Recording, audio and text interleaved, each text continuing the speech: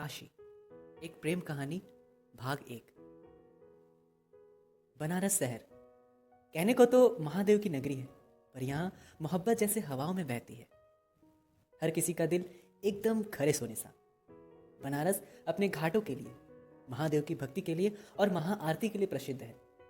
ये कहानी भी बस यहीं से शुरू होगी और खत्म भी इसी बनारस के घाट पर होगी। बनारस शहर, अस्सी घाट, सुबह का वक्त।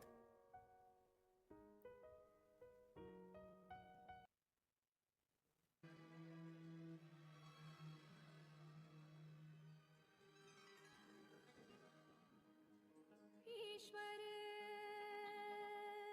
सत्य है, सत्य ही शिव है। बनारस अस्सी घाट पर बने महादेव का मंदिर, जिसमें सुबह की शुरुआत इस भक्ति गीत से होती थी। सिर्फ एक ही आवाज़ इस बनारस को जैसे आके खुद जगाती थी, और वो थी काशी। जी हाँ, काशी, बनारस शहर की रहने वाली एक साधारण सी लड़की, जो महादेव की परम भक्त भी है और साथ में एक शिक्षिका भी है। अरे, ये तो काशी की आवाज़ है, मतलब सुबह के 4 बज गए। पुजारी जी भी उठते हुए बोले। काशी सुबह 4 बजे ही महादेव की मंदिर आती थी। खुद इस मंदिर को साफ करती और आरती करती। उसकी आरती की आवाज़ से ही बनारस के लोगों की भी सुबह होती। सत्यम शिवम सुंदरम, सत्यम शिवम सुंदरम, सुंदरम सुंदरम। काशी आरती करके सबको आरती दे रही थी। सूरज भी अब पूरी चमक के साथ निकल आया था और लोगों की तादाद भी बहुत बढ़ रही थी। काशी सबको आरती देके महादेव के मंदिर से बाहर आई। काशी आरती कर मंदिर के बाहर निकलती है। सामने से आते हुए मठ के महंत मिल जाते हैं। प्रणाम महंत जी। काशी दोनों हाथ को जोड़कर शिष्टाचार के साथ प्रणाम करती है। अरे काशी बिटिया प्रणाम, कैसी हो बिटिया? महंत जी ने काशी को आशीर्वाद देते हुए कहा। जी अच्छे हैं हम महंत जी। काशी ने सिर झुकाकर बोला। आरती हो गई बिटिया? महंत जी ने पूछा। जी हो गई, हम बस अब घर जा रहे थे, स्कूल के लिए देर हो रही है ना? काशी ने बोला। अरे हाँ हाँ, जाओ बिटिया जाओ, खुश रहो खुश रहो। महंत जी आशीर्वाद दे के आगे बढ़ गए। काशी भी घाट से होते हुए बनारस की गलियों में चली गई। बनारस की गलियां तंग जरूर होती है और चहल पहल भी बहुत होती है।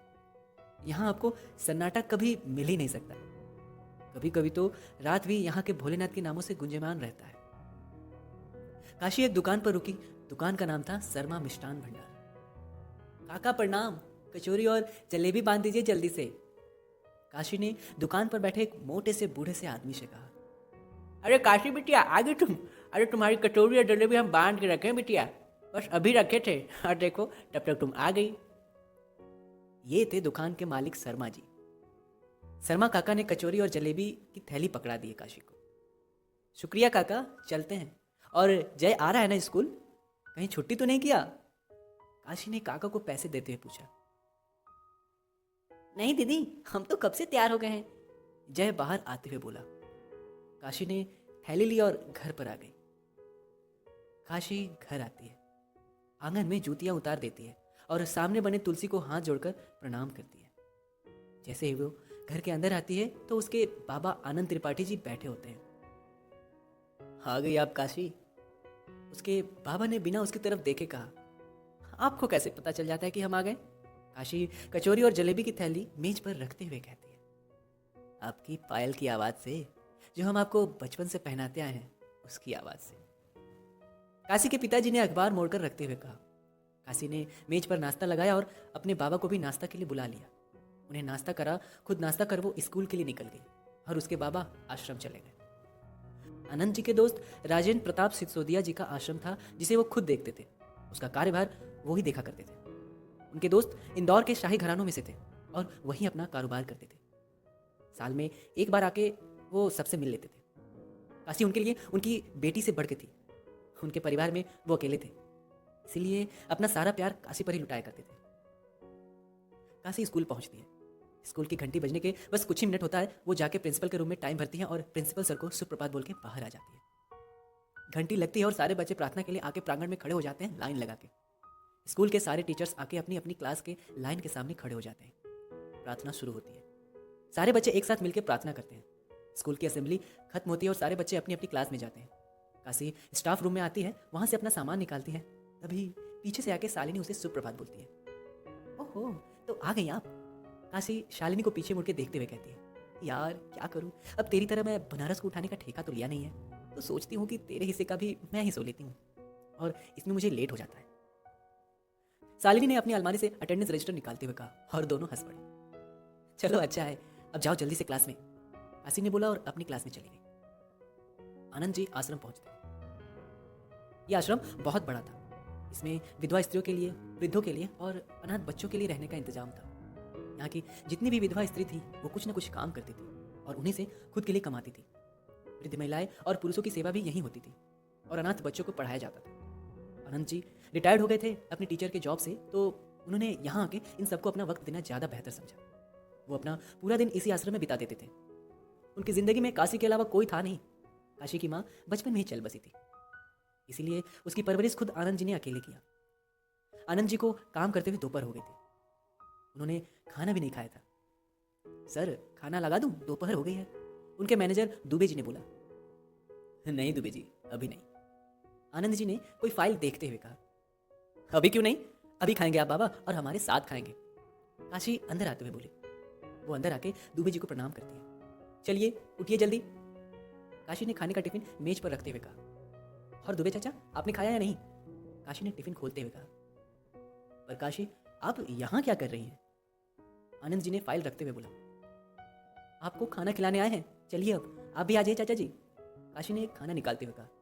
अरे नहीं बिटिया, हम लेकर आए हैं, आप खाओ, हम भी चलते हैं। दुबे जी बोल के चले गए।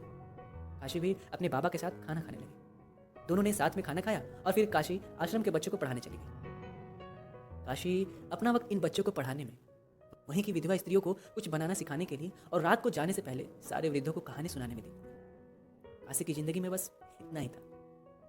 काशी दोपहर से रात तक काम करती रही और रात को सब कुछ एक बार खुद देख के तब अपने बाबा के साथ घर के लिए निकल गई। राजस्थान के जैसलमेर के रात का वक्त। कहा जाता है कि जैसलमेर एक खूबसूरत शहर है और इसकी शान यहाँ की सभ्यता, यहाँ का रहन सहन और खाना है। पर फिर भी इस शहर में कोई था जो थोड़ा अजीब, अलग और अकेला था। इस शहर का मशहूर राजपूत और एक बैचलर व्यापारी, पूरा राजस्थान जिसके एक शब्द पर हिल जाती थी, अभय प्रताप सिंह, जिसकी दुनिया में सिर्फ वो खुद था। अभय के घर में कोई नहीं था। कहते हैं कि जिसका जितना नाम मशहूर होता है उतना ही उसके दुश्मन भी होते हैं। इसी दुश्मनी ने उसके सारे परिवार को निगल लिया था और आज वो जिंदगी में अकेला, और यह अकेलापन उसके स्वभाव को भी बदल गया। अभय अपने महल के अंदर आता है। गाड़ी जैसे ही अंदर आती है कुछ नौकर बाहर आते हैं जल्दी जल्दी से। अभय गाड़ी से उतरता है। एक रूपदार चेहरा, वो निकल के अंदर जाता है। नौकर उसका सामान लेके आते हैं। हुकुम साहब, खाना? एक नौकर ने डरते हुए पूछा। जी, लगाइए हम आते हैं। अभय बोल के अपने कमरे में चला जाता है। कमरे में पहुंच के उसने कोट निकाल के रखा, तभी मोबाइल बजा। अभय ने फ़ोन उठाया। काम हुआ या नहीं? अभय ने फ़ोन उठा के पूछा। नहीं नहीं नहीं साहब, लड़की ने मना कर दिया उस जमीन को देने के लिए। दूसरी तरफ से डरती हुई आवाज़ में कोई बोला। 1-2 टके की लड़की की इतनी ज़रूरत कि वो अभय प्रताप सिंह को मना करे? हम आ रहे हैं कल वहाँ खुद, हम भी तो देखें कौन पैदा हो गया इस धरती पर ऐसा। अभय ने गुस्से में बोला और फ़ोन काटकर बिस्तर पर फेंक दिया। बनारस शहर, रात का वक्त। काशी दूध गर्म करके अपने बाबा के कमरे में आती है। आनंद जी बैठ के रामायण पढ़ रहे थे। बाबा चलिए अब दूध पी लीजिए और सो जाइए और रखिए रामायण अब। काशी ने दूध का गिलास पकड़ाते हुए दिया और रामायण लेके बंद करके रख दी। आनंद जी भी ग्लास लेकर बिस्तर पर बैठ गए। बाबा, आज फिर वो लोग आए थे जमीन के लिए, मैंने मना कर दिया। काशी कपड़ों को तय करते हुए बोली। काशी बेटा, अगर वो लोग चाहते हैं वो जमीन तो दे के छुट्टी करो ना, क्यों ऐसे लोगों से लफड़े लेना? आपकी जान हमारे लिए बहुत कीमती है बेटा। आनंद जी ने चिंता जताते हुए कहा। कुछ नहीं होगा हमें, और वो जमीन हम किसी को नहीं देना चाहते और ना देंगे। वो माँ ने हमें दिया था। काशी आनंद जी की तरफ देखते हुए बोलती है। वो इतना कहकर अपने बाबा को सुला के चली जाती है। काशी छत पर आके खड़ी हो जाती है। हल्की हल्की ठंड होती है। वो चांद को देखते हुए कहती है, कोई ऐसा भी हो सकता है क्या महादेव जी की एक जमीन के लिए इतना पागल? जब ना बोल दिया तो क्या फिर बार बार? काशी गुस्से में खुद से बोलती है। दूसरी तरफ अभय अपने कमरे में बनी बड़ी सी बालकोनी में खड़ा होकर आसमां की तरफ देख के बोलता है, मुझे ना सुनना पसंद नहीं, और तुम एक मामूली सी लड़की जिसने मुझे सिर्फ ना नहीं बोला, मुझे मजाक समझ लिया। अब मैं तुम्हें बताऊंगा कि मैं कौन हूँ। Just wait and watch. Abhay ने गुरूर में बोला, क्या होगा अब? क्या काशी अभय की जिंदगी को बदल देगी या अभय काशी की जिंदगी को बदल देगा? क्या होगा इनकी मुलाकात का अंजाम? मेरी इस कहानी को सुनते रहने के लिए और नए एपिसोड से जुड़ने के लिए शो को सब्सक्राइब करना ना भूलें। ये था इस कहानी का पहला अध्याय, काशी एक प्रेम कहानी। प्रतिलिपि पर आप सुन रहे हैं काशी एक प्रेम कहानी, जिसे लिखा है प्रीति तिवारी ने और आवाज दी है विवेक ने।